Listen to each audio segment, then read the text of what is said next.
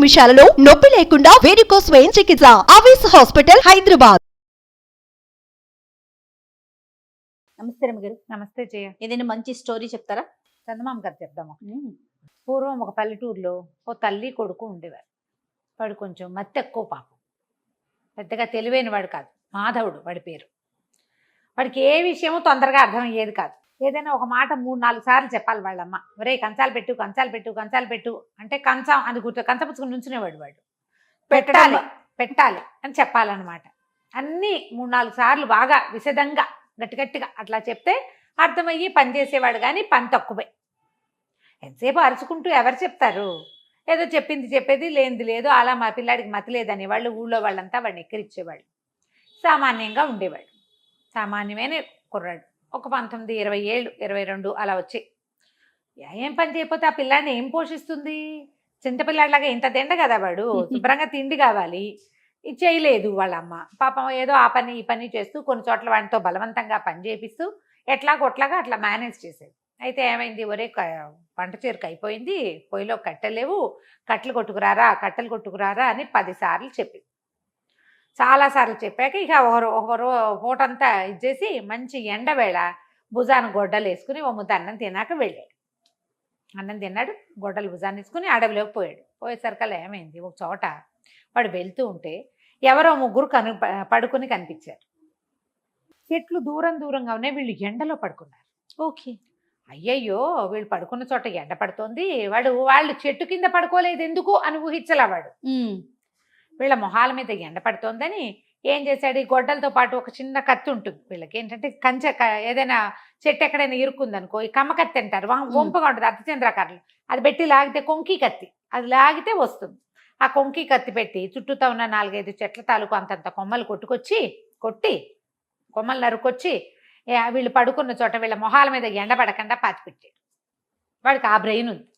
మామూలు పనులు లేవు కానీ ఈ తెలివి ఉంది. అయితే వాళ్ళకి మొహం మీద ఎండ పడకుండా నీడ పడేసరికి మెలకు వచ్చింది. ముగ్గురు కళ్ళు తెరిచి చూశారు.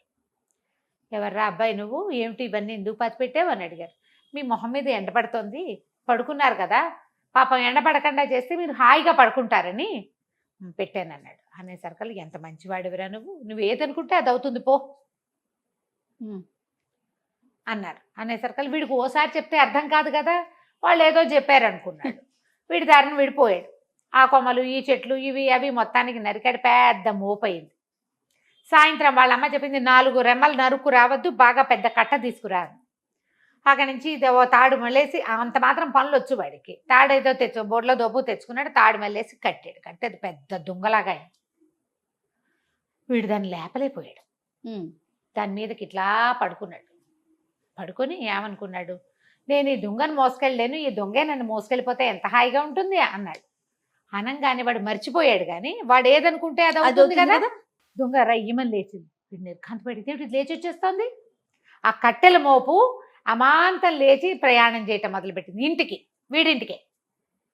ఈ దొంగే నన్ను ఇంటికి తీసుకెళ్ళిపోతే బాగుండనుకున్నాడు. ఇంటి వైపు ప్రయాణిస్తుంటే వీడు తెల్లబోయాడు. వాడికి అర్థమైంది, ఇందాక వాళ్ళు ఏదో అన్నారు, అదే ఇది ఏమో అనిపించింది కానీ బాగా తెలియలా. ఇంటికెళ్ళి అమ్మకి చెప్తే అమ్మ ఏదైనా చెప్తుంది. ఆ దొంగ మీద ఏం చేశాడు? పడుకున్నవాడు కాస్త అట్లాగే లేచి చక్కగా కూర్చుని ప్రయాణం చేయటం మొదలుపెట్టాడు. అంత తెలివి ఉందన్నమాట వాడికి. కూర్చున్నాడు, చుట్టుపక్కల చూస్తున్నాడు, నవ్వుకుంటున్నాడు. ఇంతలో ఏమైంది? వీడు ఊళ్ళో కదా ఉంటాడు. ఓ రాజుగారికి పెద్ద బంగళా ఉంది. ఆ బంగళా మీద కానీ వీళ్ళు వెళ్ళాలి. ఆ బంగళా పై భాగంలో యువరాణి కూర్చున్నది. సాయంకాలం అయింది కదా, బయట కూర్చుంటారు ఆడపిల్లలు. చుట్టుపక్కల జరిగేవి వీళ్ళు మనుషులు, గొడ్డు గోద, చిలకలు, పక్షులు ఇళ్ళకెళ్ళేవి, గొడ్లు ఇంటికెళ్ళేది చూడడానికి కూర్చుంది. దానికి ఈ దొంగ మీద ప్రయాణం చేస్తూ, ఈ కట్టెల మోపు మీద ప్రయాణం చేస్తున్న కుర్రాడు చూసేసరికల్లా పక్క నవ్వి. ఊరికే కట్టెల మోపు ఎట్లా ఎగురుతోంది? మామూలుగా గబుక్కున హాస్యాస్పదంగా ఉంటే నవ్వు రాదా? నడుముకో గావంచ, నెత్తికో గుడ్డ, భుజానో గొడ్డలి, కత్తి, కట్టెల మోపు ఎందుకు కూర్చున్నాడు, అదేమో రయ్యమని ఎగురుతోంది. పకాల నవ్వేసరికల్లా ఇతను అనుకున్నాడు, ఈ కుర్రాడికి ఏమనిపించింది, ఏంటి నన్ను చూసి నవ్వుతుంది. వెనక్కి తిరిగి చూశాడు. అమ్మాయి హాహాహా నవ్వేస్తుంటే ఇది కనుక నా పెళ్ళాం అయితే దీన్ని వంగ తీసి కుద్దను నన్ను చూసి నవ్వినందుకు దొంగమొహం అనుకున్నాడు. అప్పటిదాకా నవ్వుతున్న యువరా ఒక మొహం వేసింది, వాడికి వేసే చూడటం మొదలుపెట్టింది. వీడి దారిని వీడి ఇంటికి పోయాడు. వాళ్ళ అమ్మ ఆశ్చర్యపోయింది, ఇవన్నీ ఎట మోసుకొచ్చావురా? అదే నన్ను మోసుకొచ్చిద్దే అన్నాడు. వాళ్ళ అమ్మకి అర్థం కాలేదు. మాట్లాడకుండా ఊరుకుంది. కట్టెలన్నీ విడదీసుకున్నారు. చిన్న ముక్కలు చేయరాంది, వాడు ముక్కలు చేశాడు. ఇంకా వాడేం పెద్దగా ఊహించలే, అంత ఊహ ఉన్నవాడు కాదు. ఎప్పుడో ఓసారి ఒక ఊహ తడుతుంది పాపం వాడికి. ఇంతలో ఏమైంది, ఈ యువరాణి బికమొహం వేసుకుని అటు వాడు వెళ్ళిపోయిన వైపే చూస్తూ కూర్చుంది, నిట్టూర్పులు విడుస్తోంది. ఇక చిలకత్తలు చెప్పారు, ఇందాక దాకా నవ్వుతూనే ఉందండి, ఉన్నట్టుండి అమ్మాయి గారు ఎవరి మీదైనా మనసు పడిందేమో అట్లా బికమొహం వేసుకుని దిగాలుగా చూస్తుంది అనుకున్నారు. రాజుగారికి చెప్పారు. చెప్తే రాజు అన్నాడు, పిల్లకి పెళ్ళిడు వచ్చింది, ఎవరినైనా చూసి మగవాళ్ళని చూసి ముచ్చట పడింది, ఒక కుర్రవాడిని ఎవరినైనా చూసి అనేసరికల్లా, సరే అమ్మాయి నీకు పెళ్లి చేస్తానంటే, నేను ఎవరిని చేసుకోను నాన్న, ఆ దొంగ మీద ఉన్న అబ్బాయిని చేసుకుంటా అనగానే రాజుగారు తెలబెట్టి, దొంగ మీద ఉంటామేమిటమంటే ఒక కట్టెల మోపు, దాని మీద ఒక అబ్బాయి కూర్చున్నాడు, ఆ అబ్బాయి నచ్చాడు నాన్న అనగానే రాజుగారి కోపం వచ్చింది. వాడెవడు దిక్కుమాలిన వాడో పనికిమాలిన వాడు ఎవడో వాడిని చేసుకుంటానంటుంది ఏమిటి అంటే, సరే ఏమన్నారు, మంత్రులు వాళ్ళు కేకలేశారు. అదేంటి మహారాజా, అట్లా కాదండి, ఏదో రాజా మహారాజా వాళ్ళ పటాలు చూపిస్తావు, ఏ పటం చూపించినా ఆ అమ్మాయి కాదంటుంది, వీడిని కాదు నేను ప్రేమించింది అంటుంది. మనకున్నదా ఒక్క పిల్ల, ఎవరినైనా రాజా మహారాజా అని పిలిచి చేసామనుకోండి, ఈ రాజ్యం తీసిపోయి వాళ్ళ రాజ్యంలో కలుపుతారు. అదే మన ఊర్లో కుర్రాడే ఎవడో అయితే వాడిని రాజుని చేస్తే మన ఇంట్లోనే ఉంటుంది మన పిల్ల, మన దేశస్తుడే మనకు రాజు అవుతాడు. ఈ పాయింట్ బాగుందనుకుని మంత్రులు, సామంతులు, తర్వాత సైన్యాధిపతి అందరూ బలపరిచారు. మన ఊళ్ళో కుర్రాడైతే ఓ పని చేద్దాం, మన ఊళ్ళో యంగ్ అండ్ ఎనర్జెటిక్ పెళ్ళిడికి వచ్చిన కుర్రాళ్ళందరినీ రమ్మందాం భోజనానికి, వాళ్ళందరినీ చూపిద్దాం పిల్లకి, ఏ కుర్రాడో అది చెప్తుంది, చేసుకుందాం అనుకున్నారు. తొలినాడు భోజనాలకు పిలిచారు. ఇక ఊళ్ళో ఉన్న ప్రతి కుర్రాడు 18 ఏళ్ళ నుండి 25 ఏళ్ళలోపు పెళ్లి కాని కుర్రవేధవులంతా వచ్చారు. ఈ అమ్మాయిని అందరికీ చూపించారు. అదే అమ్మాయే చూసింది అందరినీ, ఎవ్వరూ కాదండి. భోజనాలు అయిపోయినాయి. రాజుగారు చాలా విసుక్కున్నాడు, ఇదేమిటి మొత్తం కుర్రాళ్ళందరూ వచ్చారు, వీళ్ళు అక్కడ సెన్సెస్ తీశారు ఎవరెవరి ఇళ్లలో ఉన్నారు, ఇక మిగిలింది ముష్టి వాళ్ళే, వాళ్ళు కూడా ఒకళ్ళిద్దరిలో వచ్చారు. ఆయనకు చాలా కోపం వచ్చేసింది. మళ్ళీ మంత్రి గారు చాలా బతులాడాడు, పెళ్ళేమో ఇది దిగాలుగా అయిపోయి పాడైపోతుంది, మనకున్నది ఒక్క పిల్ల కదా, ఇక ముందు ఇప్పుడు ఈ పిల్లకి 18 ఏళ్ళు వచ్చినాయి, ఇంకో పిల్లాడో పిల్ల పుడతారో పుట్టరో రాజుగారికి, అట కాదండి నా మాట వినండి, ఇంకోసారి మళ్ళీ కిందటిసారి రాని వాళ్ళంతా మళ్ళీ రండి అని మళ్ళీ చాటింపు వేశారు. ఈ చాటింపు ఈ మాధవుడు వాళ్ళ అమ్మ విన్నది. వాడు విన్న కూడా వినలే, వాడికి అసలు అయ్యగా ఓసారి వింటే వాడు బుర్రకెక్కదు. వాళ్ళ అమ్మంది, ఒరే ఒరే వెళ్ళరా వెళ్ళరా, ఏం చక్క కనీసం రాజకుమార్తె నన్నెందుకు పెళ్లి చేసుకుంటుందే అన్నాడు. పెళ్లి కోసం కాదురా, శుభ్రమైన తిండైనా తినిస్తావు కదా, మనమేముంది, ఏదో కూర అనుకుంటాం, చారు పోసుకుంటాం, మజ్జిగ పోసుకుంటాం, గంజన్నం తింటాం, మనం పచ్చడి గంజే మన బతుకు. చక్కగా చట్టసోపేతంగా పెడతారు కదా. రాజుగారింట్లో భోజనం చేసి వచ్చిన కుర్రాళ్ళంతా ఇవాళ మొన్నటి భోజనం ఇవాళ దాకా తేరుస్తూనే ఉన్నారు. వెళ్ళు వెళ్ళు అని కొడుకుని ప్రోత్సహించింది. వీడు చింపిరి గుడ్డలతో జీబు జుట్టుతో ఉన్నాడు, అలాగే పోయాడు. వాడికి దేహాభిమానం లేదు, అవధూతవాడు. వెళ్ళిపోయాడు. వెళ్ళేసరికల్లా ఆ రాజకుమార్తె చుట్టూ చూసి వీడిని నేను ప్రేమించాను అనగానే రాజు తల్లిపోయాడు. అయ్యోయ్యో ఇదేమిటి వీడు ఇట్ట ఉన్నాడు, వాడి చింపిరి గుడ్డలు జీబుతల వెర్రి వెధవల్లే ఉన్నాడు, వాడికి పిలిచినా కూడా పలకటం లేదు, ఇంత మతిలేని వెధవని ప్రేమించానంటదేంటి పిల్ల. యువరాణి ఏంది, వీడిని గనక పెళ్లి చేసుకోకపోతే చచ్చిపోతాను నాన్నగారు నేను అని చెప్పేసి.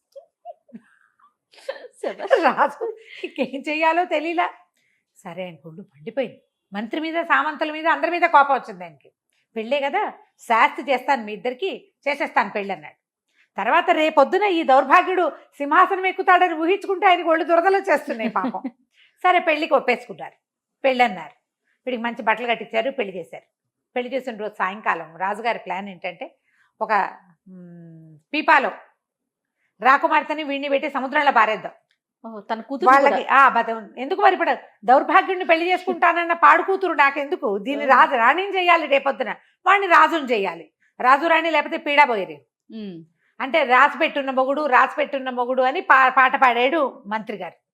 ఆ రాసి పెట్టున్న తనం ఏంటో చూద్దాం, బతికి బాగుంటే వస్తారు, లేకపోతే లేదు, ఈ మతలేని వెధవా, ఈ శృతి లేని పాట ఈ పిల్లది అని చెప్పేసి సరే పెళ్లి చేస్తా. పెళ్లి అయిపోయింది. పెళ్లి అయిపోయాక వీళ్ళని పీపాలో కూర్చోబెట్టి సముద్రంలో దింపేస్తారనే విషయం యువరాణి చెలికత్తలకి తెలిసిపోయింది. వాళ్ళు ఏం చేశారు, అయ్యో యువరాణి ఆకలికి ఆగలేదు, ఓ పని చేద్దామని ఆ పీపాలో కూర్చోబెట్టేటప్పుడు పీపాలో దింపారు. వీళ్ళని దింపగానే ఓ ఇంత మూట తినుబండారాల మూట ఎత్తి ఒళ్ళోకి విసిరేశారు. పీపా సీల్ చేసేసి సముద్రంలో పడేశారు. అది కూడా అటు తీసుకుపోయారు, ఒక చోట ఎక్కడ పడవ ఎక్కించి తీసుకుపోయి ఆ పడవలో కూర్చోబెట్టి సముద్రంలోకి తోసేసారు. యువరాణి ఏడవటం మొదలుపెట్టింది. అయ్యో నిన్ను ఎందుకు చేసుకోవాలనిపించిందో నాకు తెలీదు, ఇప్పటికి కూడా నువ్వే నా భర్తవని నాకు తోస్తోంది, ఎందుకు అసలు నువ్వు దొంగ మీద ఎలా ఎగిరేవు, నువ్వు నాకు ఎందుకు కనపడ్డావు, ఈ బతికేమిటి అనేసరికల్లా వీడు ఏమన్నాడు, నేను నన్ను ఎందుకు పెళ్లి చేసుకున్నావో నాకు తెలియదు, మా అమ్మ భోజనానికి వెళ్ళమంటే వచ్చాను అంతే నేను అన్నాడు. అనేసరికల్లా సరే తినుబండారాలు తిందామా అన్నాడు. అనేసరికి అమ్మాయి అంది, ఇక ఇవి తింటే మాత్రం ఏం బతుకుతాం మనం, వీటికి ఈ పీపాపుకి కంతలు ఉంటే గానీ గాలి లోపలికి రాదు, బతకం. కంతలు కనుక ఉన్నాయా నీళ్లు కూడా లోపలికి వస్తాయి, బతకం. ఇక బతికేది ఏముంది అని వలవలా ఏడ్చింది. చచ్చిపోతాం, నువ్వు పని అయిపోయింది, అనవసరంగా నీ బతుకు నువ్వు రోడ్డు మీద అయినా బతికేవాడివి, వృధాగా నీ మీద ఎందుకు మనసు పడ్డానో తెలియకుండా నేను నిన్ను కూడా చంపేస్తున్నానంటే అప్పుడు ఈ కుర్రాడికి జ్ఞాపకం వచ్చింది.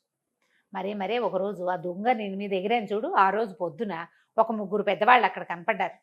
వాళ్ళు నువ్వేదనుకుంటే అది అవుతుందిలే పో అన్నారు. అందుకేనేమో నేను ఆ దొంగ మీద ఉన్నప్పుడు నువ్వు నవ్వేవు కదా, ఇది నా పెళ్ళం అయితే వంగు తీసి కుదుదాం అనుకున్నాను అనగానే మా యువరాణి అదేదో అనుకుని తగలబడి ఇప్పుడైనా ఏదో ఒకటి సరిగ్గా అనుకో అన్నది. అనేసరికల్లా ముందు ఆకలిస్తుంది ఇవి తిందాం అన్నాడు. ఇద్దరు కలిసి తినుబండారాలు పంచు తినేశారు. తిన్నాక మనల్ని రక్షించడానికి ఒక పడవ, ఒక నావ, ఒక ఓడ ఎవరైనా రావాలి. దీనికి చిల్లులు పడితే చచ్చిపోతాం, చిల్లు లేకపోయినా చచ్చిపోతాం. చిల్లులు కాదు, ఈ తేలుతున్న పీపాను చూసి ఎవరైనా పడవాడు ఒక ఓడవాడు వచ్చి మన ఎక్కించుకోవాలి అన్నది. అనగానే ఈ కుర్రాడు ఏమన్నాడు, సరే ఒక ఓడ ఎవరైనా మమ్మల్ని రక్షించడానికి వస్తే బాగుండు అనుకోగానే బాయమని పెద్ద చప్పుడు వినపడింది. ఓ పడవ వాళ్ళు, అదేదో దేశం వాళ్ళు పడవ మీద ప్రయాణం చేస్తూ వెళ్తూ, అంటే ఇప్పుడు సామాన్లు అప్పట్లో ఇవి ఉండేవి కదా వ్యాపారాలు, వ్యాపారస్తుల పడవ ఏదో తేలుతోంది ఏమిటో చూసి ఆ పీపాని దగ్గరికి లాగారు. వాళ్ళు ఏమనుకున్నారు, ఎవరో దినుసులు పట్టుకెళ్తుంటే పీపా పడిపోయి ఉంటుంది, ఏదైనా తినుబండారాలు ఉంటాయని చూస్తే అందులో నుంచి పిల్లాడు పెళ్లి కూతురు పెళ్లి కొడుకు వేషాల్లో బయటకు వచ్చారు. బయటికి రాగానే సరే వాళ్ళేమన్నారు, వేగు లోపలికి ఎక్కించుకున్నారు. వీళ్ళకి ఏదో కాస్త మంచినీళ్ళు తాగడానికి ఇచ్చారు. ఎక్కడ దిగుతారు అని అడిగారు. అడిగితే ఏదో ఒక లంకలో దింపేయండి అంది రాకుమార్తె. ఇప్పుడు వెనక్కి వెళ్తే తండ్రి ఏం చేస్తాడు, అవును, లంకలో దింపేయంగానే యువరాణింది, నువ్వు తెలివిగా ఆలోచించు, ఎక్కువ ఆలోచించుకోక, మనకి ఇక్కడ ఒక ఇల్లు వాకిలి పనివాళ్ళు అందరూ కావాలని కోరుకో. అంటే ఒక రాజభవనం నిండా పనిచేసేందుకు పనివాళ్ళు, మంత్రి సామంతులు అందరూ కావాలి అని కోరుకున్నాడు. పెద్ద బిల్డింగ్ వచ్చింది ఆ లంక మీద. ఒక 2-3 మంత్రులు వాళ్ళు వచ్చారు. మహారాజా వచ్చారా అనుకుంటూ. ఓహో అన్నీ కుదిరినాయి, బాగానే ఉంది. అమ్మాయింది, నువ్వు మాత్రం ఆలోచించొద్దు, నేనే చెప్తాను.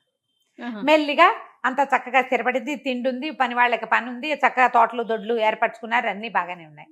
ఆ అమ్మాయి అంది, అలా కాదు, నువ్వు ఏదనుకుంటే అది అయ్యేటట్టయితే ఈ మామూలు మొహము, ఈ తెలివి తక్కువ బుర్ర ఎందుకు, చక్కగా అందమైన శరీరము, మంచిగా ఆలోచించే బుర్ర కావాలని కోరుకోవచ్చు కదా అని అన్నది. వాడి కూడా తట్టింది. వాడు అప్పుడు మళ్ళీ కోరుకున్నాడు, నాకు కొంచెం అందమైన దేహం కావాలి, మొహం అందంగా మారిపోవాలి, చక్కగా తెల్లగా పొడుగ్గా అందంగా అయిపోవాలి, నేను ఇలాగా అని అడగల, అందంగా అని అడిగాడు. తర్వాత నా తెలివితేటలు పెరగాలి, తెలివితేటలు పెరిగినాయి, అందంగాను అయ్యాడు. రాకుమార్తె భలే అందగత్తే. ఇద్దరు హాయిగా కులాసాగా ఉండటం మొదలుపెట్టారు. ఈ దీవి మీద చక్కగా సామ్రాజ్యం ఏర్పరచుకున్నారు, సొంత రాజ్యం.